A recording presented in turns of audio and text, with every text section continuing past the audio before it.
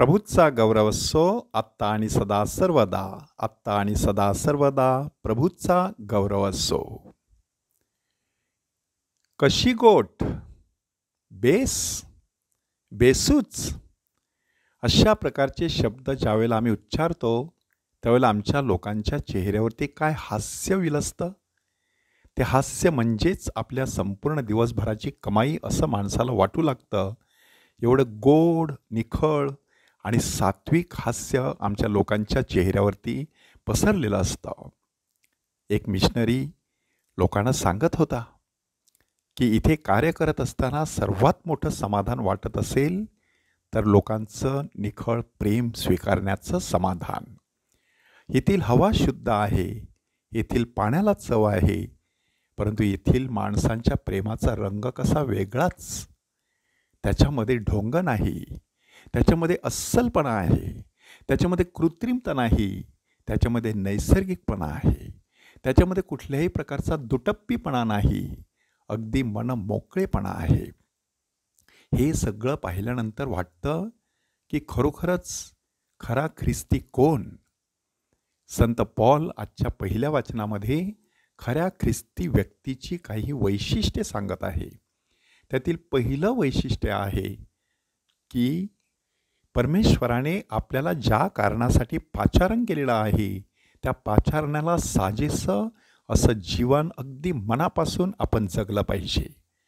मग सेवा करणाऱ्याने सेवेत तत्पर असावे, शिकवणाऱ्याने शिकवण देण्यामध्ये, बोध करणाऱ्याने बोध करण्यात, दान देणाऱ्यामध्ये येणाऱ्याने ते औदार्याने द्यावे, अधिकाऱ्याने आपले काम आस्थेने करावे, दया करणाऱ्याने ती संतोषाने करावी. हे पहिलं तत्त्व की जे काही आपण करत आहोत ते अगदी मनापासून करायचं, आनंदाने करायचं, प्रेमाने करायचं, आस्थेने करायचं आणि श्रद्धेने करायचं. ह्याच्यामध्येच खरं ख्रिस्तीपण दडलेलं आहे.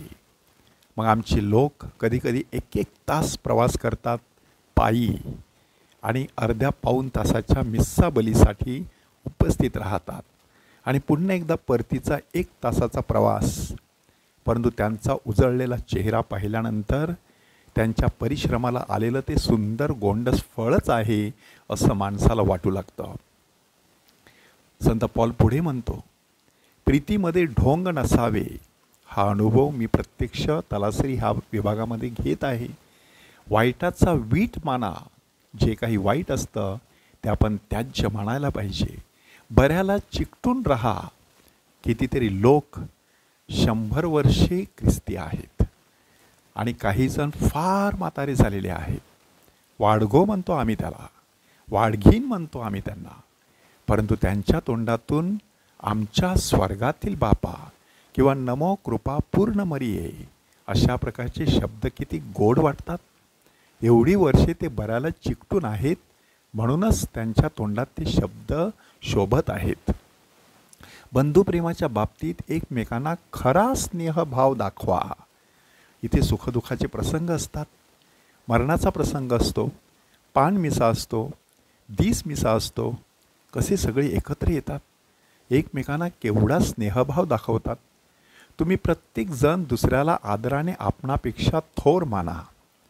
थोडाफार कदाचित न्यूनगंड, कमीपणाची भावना असण्याची शक्यता आहे, परंतु वीकनेस असला तरी विकेडनेस नाही, दुर्बळता असली तरी दुष्टपणा नाही. अशा प्रकारचा अनुभव मी स्वतः ह्या ठिकाणी घेत आहे. आस्थेविषयी मंद असू नका.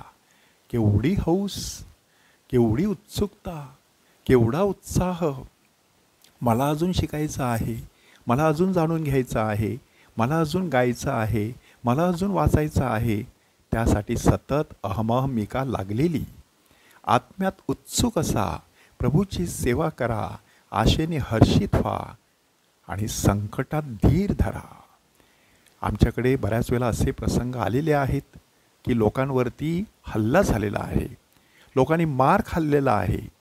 अगदी अलीकडे मगसू नावाच्या आमच्या एका भगिनीचा अंत्यविधी करण्याची संधी मला मिळाली आणि तिच्याविषयी सांगण्यात आलं की 2 ते 2.5 तास चालून एका ठिकाणाहून तलासरी ह्या ठिकाणी ती मिस्सासाठी उपस्थित राहायची. तेवढं एकच कुटुंब आमच्या त्या परिसरामध्ये आणि श्रद्धेसाठी मारसुद्धा खाल्लेला, अक्षरशः एक वेळा तिचा हात मोडलेला, त्या मोडल्या हाताने सुद्धा ती देवळामध्ये हजर राहिलेली. म्हणजे कशा प्रकारे संकटात धीर धरायचा बघा. प्रार्थनेत तत्पर असा, पवित्र जनांच्या गरजा भागवा. धर्मगुरूंच्या गरजा काय असतात, सिस्टरांच्या गरजा काय असतात, अगदी मोजक्याच, पण त्याचीसुद्धा आमच्या लोकांना फार तीव्रतेने जाणीव असते. आणि त्यानुसार विधवेचं दान असतं, तशा प्रकारे ते आपापल्या परीने खारुताईचा वाटा उचलत असतात. त्यांचं आदरातिथ्य सांगायलाच नको. आतिथ्य करण्यात तत्पर असा, असं आपल्याला जे संत पॉल सांगतो ते प्रत्यक्ष इथे सजीव झालेलं, साकार झालेलं दिसून येतं. तुमचा छळ करणाऱ्यांना आशीर्वाद द्या, आशीर्वादच द्या, शाप देऊ नका. आनंद करणाऱ्याबरोबर आनंद करा, शोक करणाऱ्याबरोबर शोक करा, परस्पर एकचित्त असा. संपूर्ण ख्रिस्ती श्रद्धेचं सार संत पॉलने ह्या एका वाचनामध्ये आपल्यासमोर सादर केलेला आहे. प्रभू येशू ख्रिस्त आज त्यासाठी आपल्याला एक दाखला देत आहे. मेजवानीचं आमंत्रण असतानासुद्धा वेगवेगळी निमित्त सांगणारे लोक आणि त्यानंतर घरधण्याने आमंत्रण दिलेली सगळे आंधळे, पांगळे, लंगडे, गोरगरीब हे असे लोक, अशा प्रकारे सुद्धा आपल्याला ख्रिस्ती श्रद्धा जोपासता येते. म्हणून ही ख्रिस्ती श्रद्धा आपल्याला जोपासता यावी म्हणून परमेश्वराकडे कृपा आणि शक्ती मागूया. प्रभूचा गौरव असो आत्ता आणि सदा सर्वदा. आत्ता आणि सदा सर्वदा प्रभूचा गौरव असो.